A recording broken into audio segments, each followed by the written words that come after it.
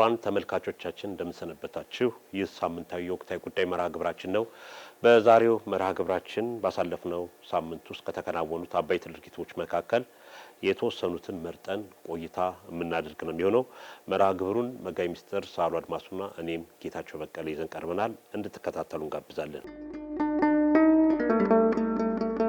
መጋቢ ሚኒስትር እንግዲህ ባሳለፍነው ሳምንታት የጾመ ፍልሰታ የነበረበት ወቅት ነው። ከዛም ጋር ተያይዞ እንግዲህ ነሐሴ 16 ቀን 2018 ዓ.ም የእመቤታችን ትንሣኤዋና ዕርገቷ በመላው ኦርቶዶክሳውያን በሀገር ቤትም በውጭም ባሉት በታላቅ ድምቀት የተከበረ በዓል ነው። እንግዲህ የመጀመሪያ ውይይታችን ከዚህ ከእመቤታችን ከቅድስት ድንግል ማርያም ክብረ በዓል ጋር ተያይዞ የምንመለከተው ነው። እስቲ እዚህ ላይ ምን ይላሉ መጋቢ ሚኒስትር? አመሰግናለሁ መምህር ጌታቸው። በቅድሚያ በመላው ዓለም የምትገኙ የኢትዮጵያ ኦርቶዶክሳዊት ቤተክርስቲያን ምእመናንና ምእመናት እንኳን ለእመቤታችን ለቅድስት ድንግል ማርያም ጾመ ፍልሰታ በዓለ ዕርገታ በሰላም አደረሳችሁ ለማለት እፈልጋለሁ። መምህር ጌታቸው እንግዲህ እንደተባለው የእመቤታችን የቅድስት ድንግል ማርያም ጾመ ፍልሰታ በጥሩ ሁኔታ ስትከበር ሰንብታለች። እንግዲህ በአጠቃላይ ጾሙ ካለቀ በኋላ ደግሞ እንደተለመደው ነሐሴ 16 ቀን 2018 ዓመተ ምህረት የእመቤታችን የቅድስት ድንግል ማርያም በዓለ ዕርገታ በታላቅ ድምቀት ቤተክርስቲያኗ በታነጸበት ጽላቷ በተቀረጸበት አብያተ ክርስቲያናት ሁሉ ተከብሮ ውሏል። እንግዲህ በአጠቃላይ በዚህ መንገድ በድምቀት የተከበረ ሲሆን በተለይም በአዲስ አበባ በእንጦጦ ሐመረ ኖህ ቅድስት ኪዳነ ምሕረት ገዳም በተለየ ሁኔታ ተከብሯል። መጋቢ ሚኒስትር እንግዲህ የእመቤታችን የቅድስት ድንግል ማርያም በዓለ ፍልሰታ 16 ቀናት በዚች የጾም ወራት ውስጥ ህፃናት፣ ወጣቶች፣ አረጋውያን ሁሉም የሚጾሙት ጾም ነው። ከዛ በተጨማሪም ደግሞ እንዲህ አቅም ያለው በተለያዩ ገዳማት የሚሄድ ሱባኤ በመያዝም ሱባኤ ገብተው የሚጾሙበት ጾም ወቅት በመሆኑ በሁሉም ዘንድ ተናፋቂ የሆነች ጾም ነው። እንግዲህ በእነዚህ በአጽዋማት ጊዜ በቤተ ክርስቲያን በሰዓታት የውዳሴ ማርያም ትርጓሜ ቅዳሴውም ሁሉም ሰፊ አገልግሎት የሚሰጥበት ነውና እንግዲህ ይህ ነው ተጠናቆ መጨረሻ ላይ ነሐሴ 16 የእመቤታችን የትንሣኤዋና የዕርገቷን በዓል በኦርቶዶክሳውያን ባሉበት ቦታ በታላቅ ድምቀት ተከብሯል። እንግዲህ ባለፈው ሳምንትም እንዳነሳ ነው በተለይ እንዲህ በዓላት በሚከበሩበት ሰዓት ከእያንዳንዱ ኦርቶዶክሳውያን ክርስቲያኖች የሚጠበቁ ተግባራት አሉ። አንድ ሰው ጾሞ ጸልዮ ንስሐ ገብቶ ከንስሐ አባቱ ጋር ከተገናኘ በኋላ መጨረሻ ላይ ማሰሪያ ሊኖረው ይገባል። ሁልጊዜ በየዓመቱ የፍልሰታ ማርያምን መጾም ብቻ ሳይሆን የህይወት ለውጥም ሊኖረው ይገባል። ሰው ንስሐ ያልገባ ንስሐ ገብቶ ነው ጾሙ መጀመር ያለበት። በመጨረሻ ላይም ደግሞ ስጋው ደሙን ተቀብሎ በዓሉን ማክበር ይገባልና ባለፈው ሳምንትም እንግዲህ ቅድመ ሁኔታዎች ከእያንዳንዱ ኦርቶዶክሳውያን ክርስቲያኖች ምን ማድረግ እንዳለበት አንስተናል።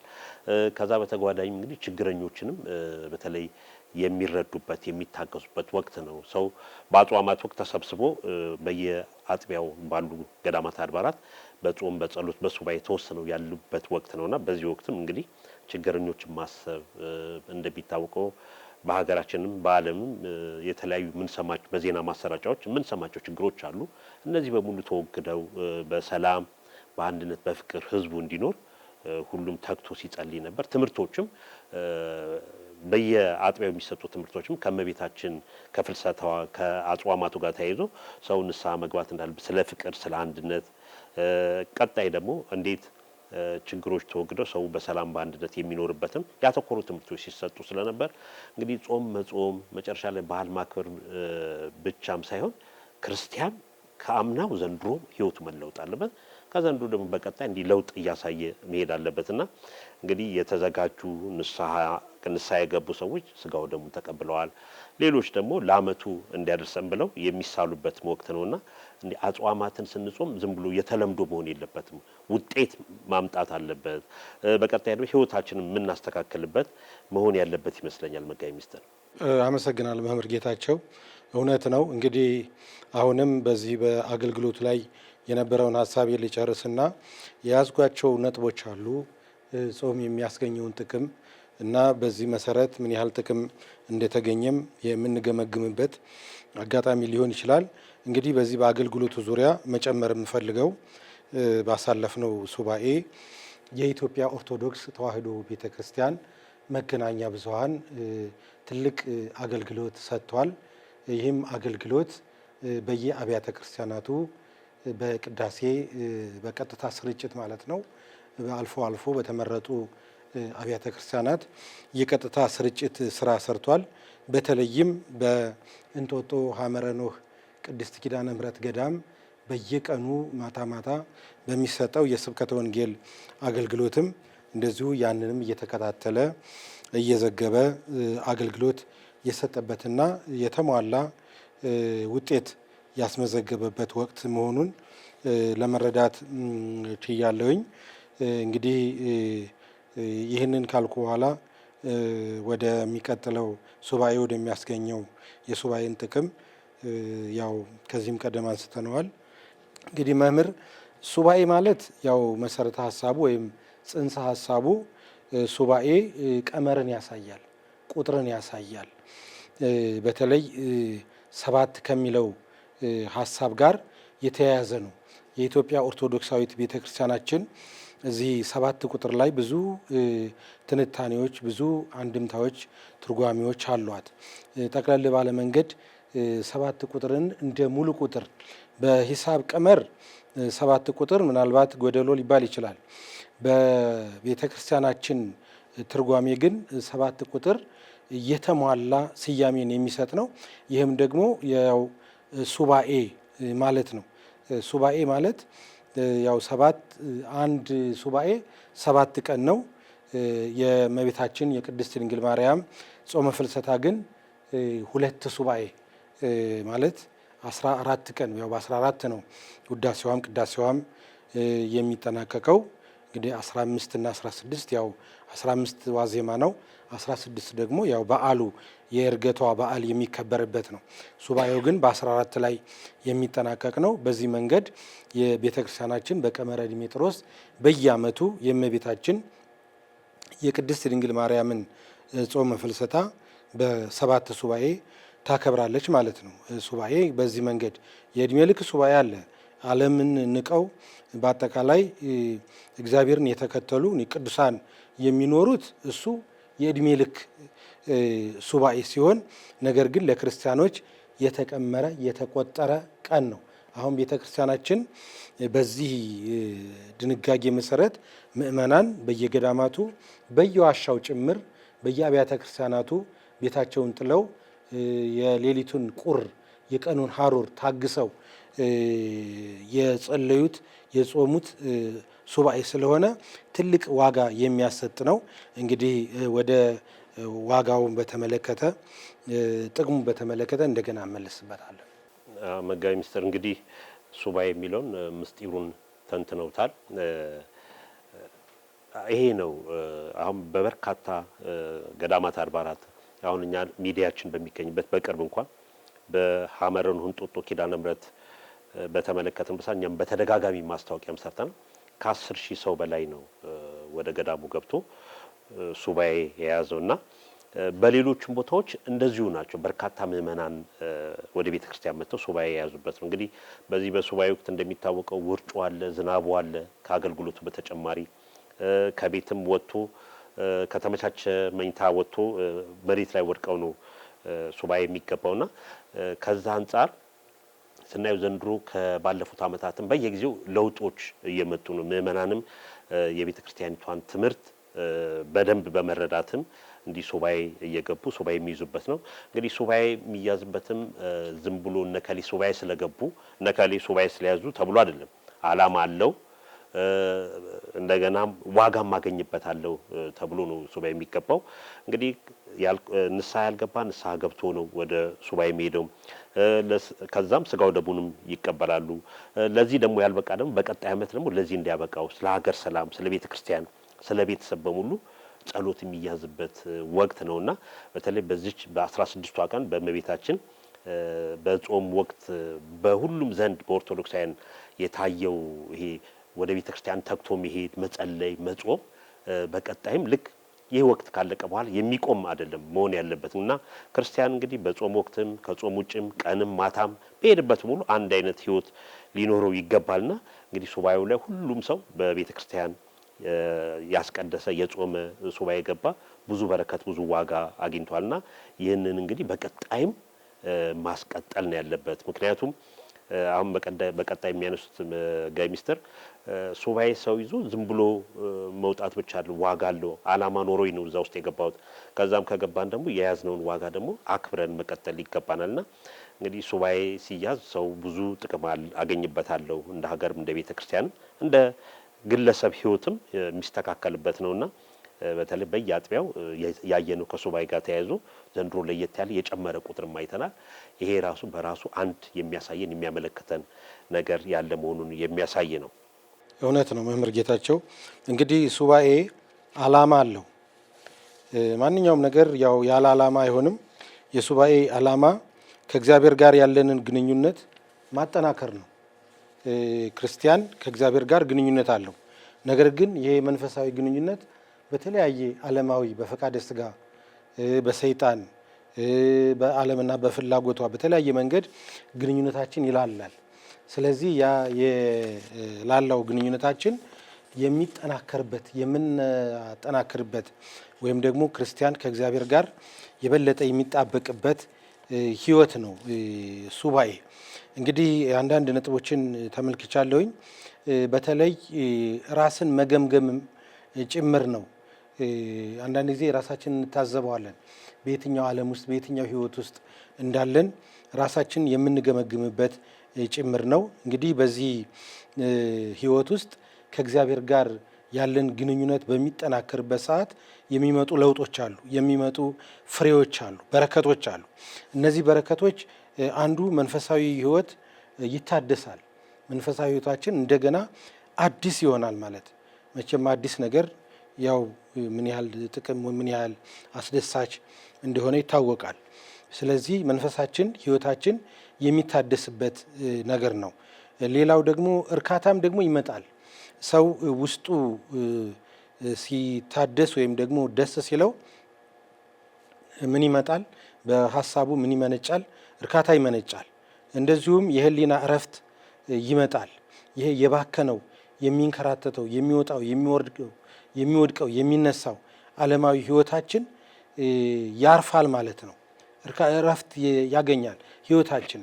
ምናልባት ሱባኤ ገብተው የወጡ ሰዎች ያውቁታል ጥቅሙን፣ የሚያገኙትን መንፈሳዊ እሴት እርካታ ማለት ነው። እንደዚሁም ደግሞ ከጭንቀት ነፃ ይወጣል። በቃ ከላዩ ላይ የተጫነ ሸክም የኃጢአት የሀሳብ የተለያየ ጭንቀት የሚመስል ነገር ሁሉ ሲወገድ ነፃነት ይመጣል ማለት ነው። በአጠቃላይ በዚህ በምንኖርባት ዓለም በማህበረሰብ በጋብቻ ዙሪያ በትዳርም ዙሪያ እንደዚሁ የተለየ ለውጥ የሚፈጠርበት ህይወት ነው። የባህሪ ጥንካሬን የምናመጣበት፣ ትዕግስትን የምንላበስበት፣ ጥበብን ሁሉ የምናገኝበት እነዚህና የመሳሰሉትን ነገሮች ሁሉ በዚህ በሱባኤ ነው የምናገኘው ማለት ነው። እንግዲህ ከዚህ በላይ የሚመጣ የሰው ህይወት ለሰው ልጅ የሚመጣ ጥቅም የለም ማለት ነው እና በጣም ብዙ ጥቅም እንዳለው ያሳየናል። መጋቢ ሚስተር እንደተናገሩት ነው እንግዲህ ከዚህ ይህን ሱባኤ ይህን የፍልሰታ አጽዋማት በየአጥቢያችን ተሰብስበን ጸሎት አድርገን አስቀድሰን ጾመን ጸልየን ዋጋ ይዘን ነው መውጣት ያለብን። ከዛ ቀጣይ ህይወታችንም ራሱ የተስተካከለ ህይወት መሆን አለበት። ልክ አጽዋማት ላይ የምናሳያቸውን ችግረኞች መርዳት፣ የበጎ አድራጎት ስራ፣ በሱባኤው በቤተ ክርስቲያን ያለን ህይወት አገልግሎት የምናገለግለው ከፍልሰታውም ካለቀ በኋላ መቀጠል አለበት።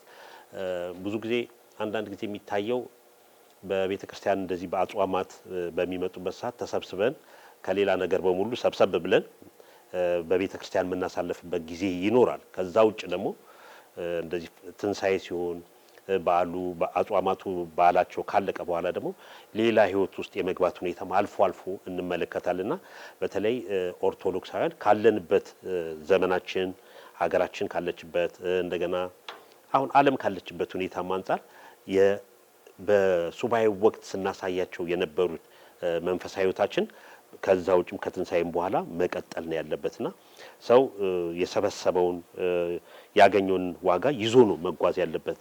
ከዛ በኋላ ባልባሌ ነገር በመስራት ወደ ቀደመው የኃጢአት የበደል ህይወታችን በመመለስ የማይገባ ነገር ማድረግ አይገባምና ያገኘነው በሱባኤው ያገኘነው በረከት ለቤተሰብ ይተርፋል፣ ለሀገር ይተርፋል፣ ለቤተ ክርስቲያንም ይተርፋልና በአግባቡ ይዘን መጠቀም አለብን የሚል ነው ከዚህ ጋር ተያይዞ የምናስተላልፈው መልእክት። እውነት ነው መምህር። አንድም ነጥብ ልጨምር። እንግዲህ ይሄ ሱባኤ በግል ህይወታችን የሚሰጠውን ጥቅም ለማሳየት ሞክሬያለሁኝ። አሁን በግላችን ነው። እንደገና ደግሞ ይሄ የሱባኤው ውጤት ደግሞ እንደ ሀገር እንደ ሰላም የሚያስገኘውን ጥቅም ስንመለከት በቤተ ክርስቲያናችን ቅዱሳት መጻሕፍት እስመ በጸሎተ ጻድቅ ትድህን ወይትማሰን ሀገር፣ በጻድቅ ሰው ጸሎት ሀገር ትድናለች ከጥፋትም ትድናለች፣ ሀገር ትጠበቃለች ከጥፋትም ትድናለች ተብሎ እንደተጻፈው ይሄ ጸሎታችን ሀገርን ያድናል ማለት ነው። ለሰላማችን ላለው በአገራችን ላይ ለሚታዩ አንዳንድ መንገጫገጮች ለነዚህ ሁሉ ሰላምን የሚያመጣ መረጋጋትን የሚያመጣ ነው። ምክንያቱም በጾምና በጸሎት በመጻሕፍት ብዙ ሰዎች እነ ሙሴ እነ ዳንኤል እነ ዳዊት ሌሎቹም ምን አይነት ኃይል እንዳገኙ እናውቃለንና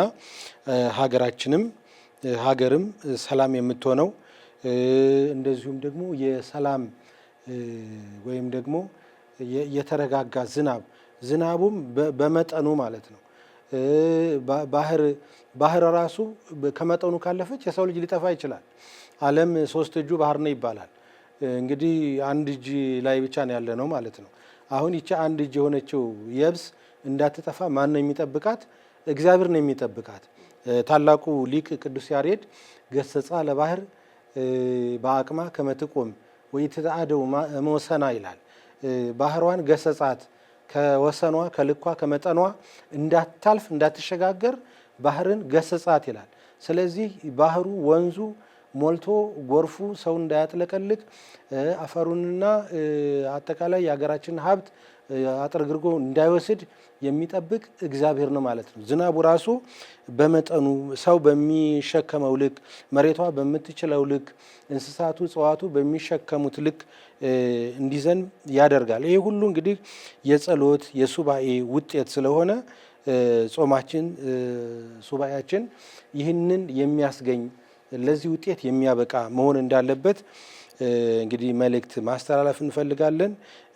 አንዳንድ ሀሳቦችን ጨምረ የማጠቃለያ ሀሳብ ይቀረኛል መምህር። ከዚሁ ጋር ከጾመ ፍልሰታ ጋር ተያይዞ በተለይ ቅድም መጋቢ ምስጢር አንስተውታል። ይሄ የሚዲያችን የኛ አገልግሎት እንግዲህ እንደሚታወቀው ያለንበት 21ኛው መቶ ክፍለ ዘመን ላይ ነው የምንገኘው። 21ኛው መቶ ክፍለ ዘመን ደግሞ የመረጃ ዘመን፣ መረጃዎች ከአንድ ቦታ ወደ አንድ ቦታ የሚስፋፉበት የሚሄዱበት ነው እና እንግዲህ ባለንበት ዘመን አንድ አውደ ምሕረት ላይ አንድ ቤተ ክርስቲያን ላይ የሚሰጠው ስብከተ ወንጌልም ሆነ ሌሎች የቅዳሴ የሰዓታት ሌሎች አገልግሎት በዛው ቦታ ያለ ሰው የታደመ ብቻ ነው የሚያገኘው።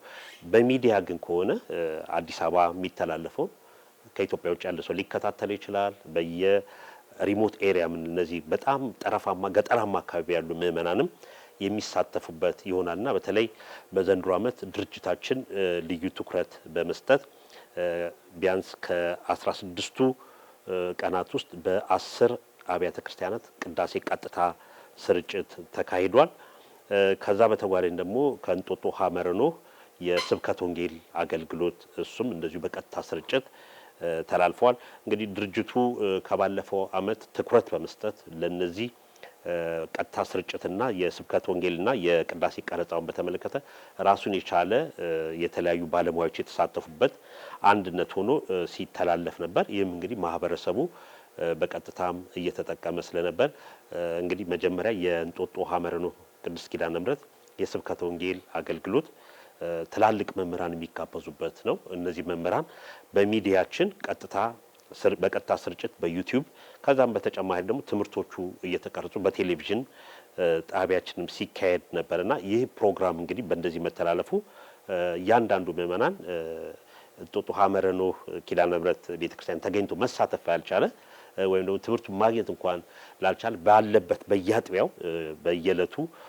በተለያዩ ሊቃውንት ታላላቅ መምህራን የተላለፉ ትምህርቶችንም እንዲያገኙ አድርገናልና እንደው በተለይ ከዚህ ከስብከተ ወንጌል አንጻር እንዲተደራሽ ከማድረግ ሚዲያው ከሚሰራው አንጻር አንዳንድ ሀሳብ ይሰንዝሩ። መጋቤ ምስጢር። እውነት ነው መምህር ጌታቸው። እንግዲህ የኢትዮጵያ ኦርቶዶክስ ተዋሕዶ ቤተክርስቲያን መገናኛ ብዙኃን ሚዲያ በቅዱስ ሲኖዶስ የሚመራ ታላቅ ሚዲያ ነው። ከተቋቋመ ጊዜ ጀምሮ ያሉበትን ክፍተቶች እያረመ እያስተካከለ ብዙ ስራዎችን የሰራ ከምዕመናን ጋር የተገናኘ ሚዲያ ነው። እንግዲህ ከሚሰጣቸው አገልግሎቶች አንዱ የቀጥታ ስርጭት ነው። እንግዲህ የቀጥታ ስርጭት በተለይ በዚህ በአዲስ አበባ ከተማ ባሳለፍናቸውም ዓመታት የሚካሄደውን ስርዓተ ቅዳሴ በቀጥታ ስርጭት ሲያስተላልፍ ቆይቷል። በተለይም በዘንድሮ ዓመት ደግሞ አሁን በጠቀስከው መጠን ስርጭቱን አካሂዷል።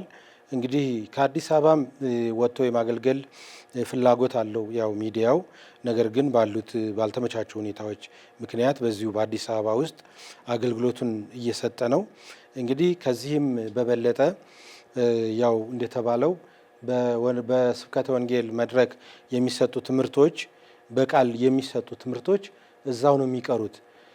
በሚዲያ የሚተላለፉ ግን ከዓለም ጫፍ እስከ ዓለም ጫፍ ድረስ ይደርሳሉ። ታላቁ ነቢይ ቅዱስ ዳዊት በብሉይ ኪዳን ዘመን ይህን የቴክኖሎጂ የዲጂታል ዘመን ይመለከተው ነበረ እና ምን ብሎ ነው የተናገረው? ወፍጡነ ይረውጽ ነቢቡ። ምን ማለት ነው?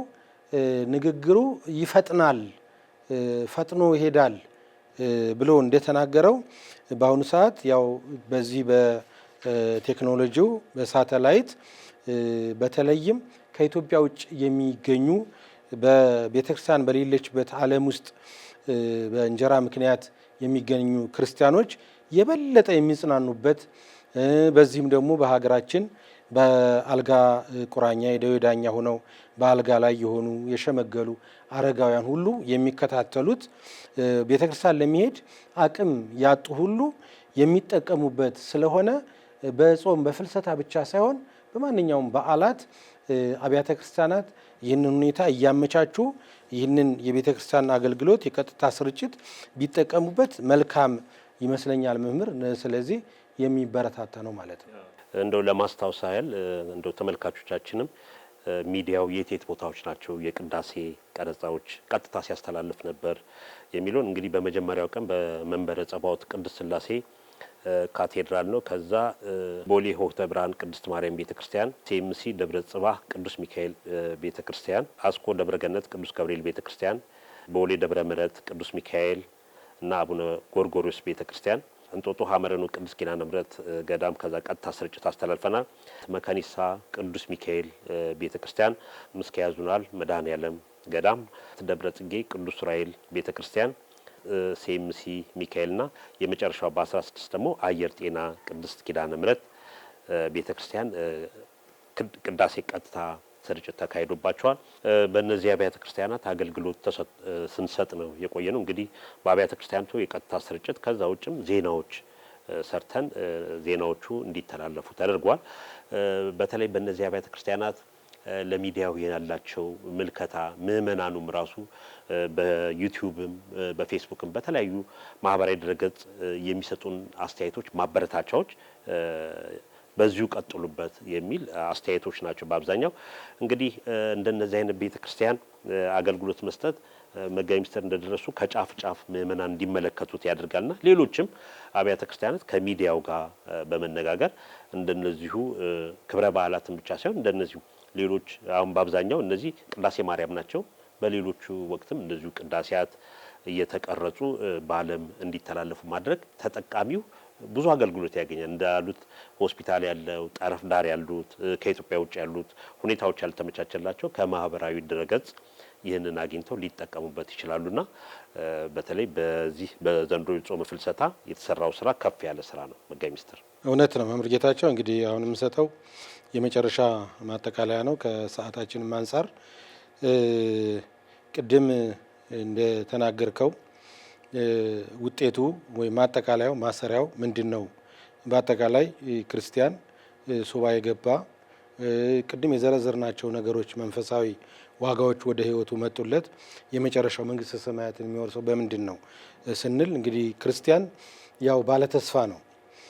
ተስፋችን ማናት? መንግስተ ሰማያት ናት። የዘላለም ህይወት የሆነችው ወይም በዘላለም በህይወት የምንኖርባት መንግስተ ሰማያትን ለማግኘት ነው የሁሉ ጥረት። ስለዚህ የመንግስተ ሰማያት መግቢያ ማረጋገጫችን ደግሞ ቅዱስ ስጋው ክቡር ደሙ ነው። ማንኛውም ክርስቲያን ንስሐ ገብቶ ጾሞ ጸልዮ ሲሰግድ ሲወድቅ ሲነሳ ቆይቶ ስጋውና ደሙን ካልተቀበለ እንግዲህ ዋጋው የተሟላ ነው ወይም ደግሞ ውጤታማ ነው ማለት ይከብዳል እና ማንኛውም ክርስቲያን በስጋው ደሙ ነው ማጠቃለል ያለበት ማለት ነው። መምህር በእውነት ክርስቲያን ስጋው ደሙ ያለመቀበል በጣም ያሳዝናል።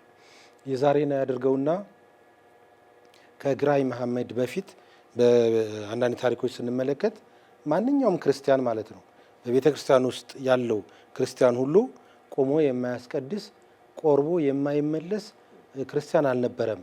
ማንኛውም ክርስቲያን ጋብቻውን ማለት ነው። አሁን አልፎ አልፎ የተወሰኑ ሰዎች ናቸው ቅዱስ ስጋውን ክቡር ደሙን ለጋብቻቸው ማጽኛ የሚያረጉት ማለት ነው። ነገር ግን ከግራኝ መሐመድ ዘመን በፊት ማንኛውም ክርስቲያን ስርዓተ ጋብቻ ሲፈጽም በስጋውና በደሙ ነው፣ በቅዱስ ቁርባን ነው የጋብቻውን የሚመሰርተው ማለት ነው።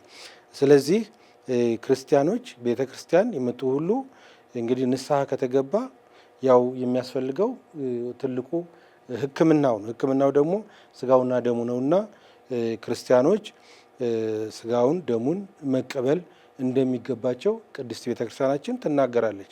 በዮሐንስ ወንጌል ምዕራፍ 6 ቁጥር 66 ላይ ስጋዬን የበላ ደሜን የጠጣ የዘላለም ሕይወት አለው፣ ስጋዬን ያልበላ ደሜን ያልጠጣ የዘላለም ሕይወት የለውም።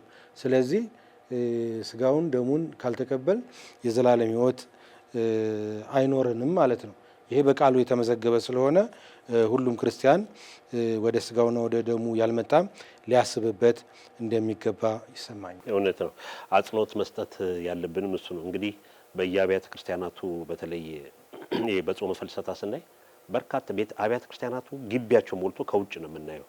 በአብዛኛው ሲቆርቡ የምናያቸው ህፃናት፣ አረጋውያን፣ አሁን ወጣቶችም ለውጦች አሉ። ከቀደመው ይበልጥ ለውጥ አለ። ግን በአንድ አብያተ ክርስቲያናት የሚካፈለው ስርዓተ ቅዳሴው የሚካፈልና ስጋውን ደግሞ የሚቀበሉ ስናይ የሚመጣጠን አይደለም እና ምንድነው ወጣቶችም በወጣትነት እድሜ ክልል የሚገኙም ሌሎችም አረጋውያንም ትልልቅ ሰዎችም ምንጊዜም ከባለፈው ዓመት ከዘንድሮ ደግሞ በቀጣይ ሰው እየተዘጋጀ ከንስሐ አባቱ ጋር እየተነጋገረ ንስሐ እየገባ በመጨረሻ በስጋውና ወደሙ መቀበል አለበት። እንግዲህ ሰው በየትኛው ሰዓት መቼ እንደምንጠራ እያንዳንዳችን የምናውቀው እግዚአብሔር ብቻ ነው፣ ሁላችንም አናውቅምና ተዘጋጅታችሁ ኑሩ፣ ተዘጋጅታችሁ ጠብቁ እንዳለ መጽሐፍ ሁላችንም እየተዘጋጀን ስጋው ደሙን መቀበል ይገባል። መጾሙ፣ መጸለዩ፣ ማስቀደሱ፣ በጎ አድራጎት ማድረጉ ተገቢ ቢሆንም ግን መጨረሻው ማሰሪያው መጋቢ ምስጢር እንደተናገሩት ስጋውና ደሙ ነውና ይህንን መቀበል ከእያንዳንዱ ኦርቶዶክሳውያን የሚጠበቅ ተግባር ነው። ሌላው ከዚሁ ጋር በመጨረሻ ላይ የምናነሳው እንግዲህ ሚዲያችን ይህንን ሁሉ አገልግሎት ሲሰጥ መቆየቱን ቅድም ነግረናል። ሚዲያውን ማገዝ ይገባል። በተለይ ከውጭ ሆኖና ከውስጥ ሆነው በሚታይበት አንድ አይደለም። ብዙ ነገሮች አሉ የሚያስፈልጉ የኛ ሚዲያ በዓለም አቀፍ ደግሞ ያሉት ሚዲያዎች እንመለከታለን።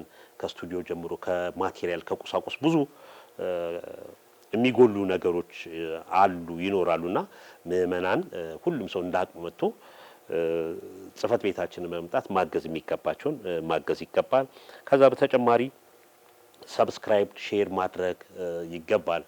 ብዙ ጊዜ እኛ በቴሌቪዥን ጣቢያም ሰብስክራይብ አድርጉ ሼር አድርጉ ብለን ብዙ ጊዜ ስንናገር አንታይም። ግን እንዳጠቃላይ ይህ ሚዲያ ቅዱስ ሲኖዶስ ያቋቋመው የቤተ ክርስቲያን ብቸኛ ሚዲያ ነው።